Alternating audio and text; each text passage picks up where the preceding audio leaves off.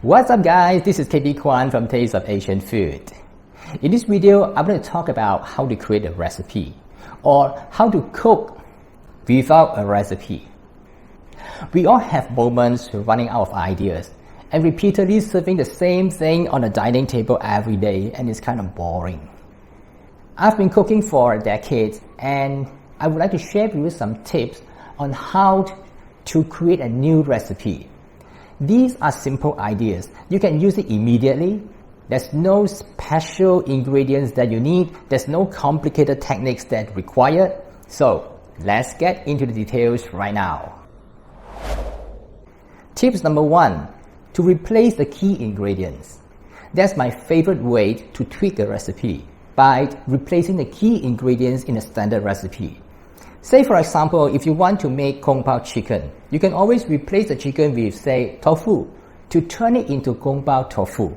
A small change, big difference, because the texture of each ingredient is different. Tofu is so much softer and the texture is totally different from chicken. And in addition, tofu can hold more sauce, and you can steam, you can pan fry, you can deep fry the tofu, and making it a unique recipe of its own. Tips number 2, make use of your homemade pre-mixed sauce. You know, Chinese stir-fry sauces are quite easy to make, and I always make some Chinese stir-fry sauces and keep it in my freezer. It can be kept for up to 2 to 3 months without any significant change of the taste. These sauces give me ideas of how to create something new. If I only prepare the sauce only when I cook, it will not part of the ideas. When I pick up a premixed sauce from my freezer, I may certainly find that I want to make chicken, but I don't have chicken. Instead, I have fish fillet, say for example. So I can take my fish fillet, coat the fish fillet with flour and cornstarch, and then I make the sauce that's supposed to be for the chicken and douse the sauce with the fish and cook up a new creation. By the way, I do have a sweet and sour fish videos that I have uploaded, and I will leave the description down below this video for you. Tips number 3, cook with a different method. You know, steam, deep fried, pan fried, braised, they all end up with a different texture and flavor. There was once, I remember, I have a stir-fried eggplant with garlic and minced meat recipe. So one day I thought of why not I don't stir-fry the eggplants, but I steam the eggplant instead. So I steamed the eggplant and I reserved the garlic and the meat to make a thick sauce out of the garlic and meat and to become a dressing for the eggplants. This simple tweak changed the taste and the texture and changed it to an entirely new dish. So next time when you cook, try to change the way of cooking. Instead of steam, you can pan fry. If you pan fry, you can try to put it in the oven and so on. You will immediately see a big difference. Tips number 4, combine 2 recipes to become 1. I love this idea because it is so straightforward. There was once I ordered some food from a Chinese restaurant. Once I remember was tofu with minced meat, and primarily it is seasoned with soy sauce. Now the other one I ordered was a Sichuan sweet and sour soup. Suddenly I got the idea to combine both. Concentrate the sweet and sour soup to become a gravy, and then I drizzle it on the block of tofu to serve. I've not done it yet, frankly, but it is already in my plan for my subsequent recipe development. Now, this method works because it combines the best of both recipes into one.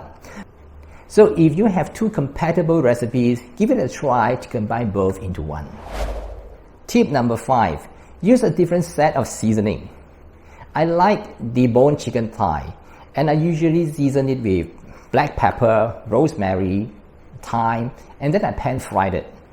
Although it is delicious, a simple meal, but sometimes I like a different set of seasonings to marinate the chicken.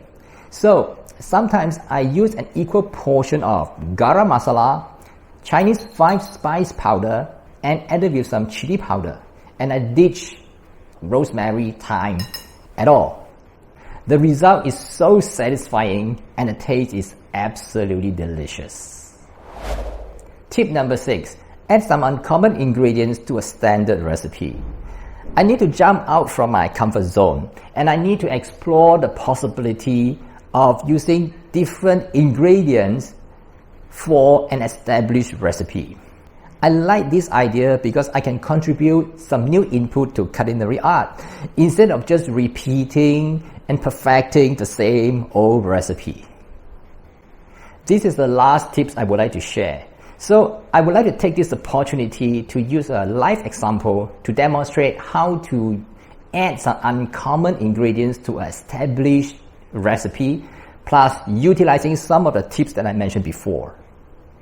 Today I want to cook a lemongrass chicken chop. This lemongrass chicken chop is based on an established Vietnamese style lemongrass pork with some modification, and a daring move by adding some Malaysian curry powder. I have the original Vietnamese pork chop video on this channel, where I will again leave the link in the description if you would like to take a look. Back to my cooking today, I've made some changes on the original recipe. I changed the ingredients from pork to chicken. That means I have changed the taste and the flavor and the texture. I also add an unusual ingredient, that is curry powder. So why curry powder? Because the original recipe has a lot of lemongrass, and lemongrass is used in many different types of curry too. So I thought it should be compatible with curry powder. And therefore I add a amount of curry powder into this recipe, but not too much, not to overpower the overall flavor of the lemongrass. And I also changed the mouthfeel and the texture. The original recipe is served with a sauce. That means that it is not going to be very crispy. But in this case, today I want to make it crispy. Lastly, I also changed the cooking method. Instead of pan frying it continuously, I pan fry it over low flame and then cover it intermittently to ensure that the chicken is fully cooked. This is because I want the chicken chopped to be fully cooked and not turning color too fast due to the presence of sugar and honey. It is fun to play with food in the kitchen, although I expect my mother-in-law will frown and disapprove what I did.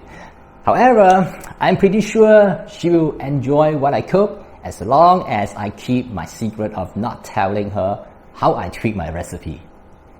If you want to get a recipe of what I cooked today, I have also included the recipe in the description down below.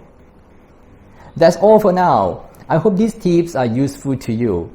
It is more of the flow of thought when we cook, and don't be restricted to what we only know and what we usually do, and think out of the box, exploring using some different meat for cooking the same dish, to use some premixed sauce to create something new, to use another different types of cooking method, and dare to combine two compatible recipes into one.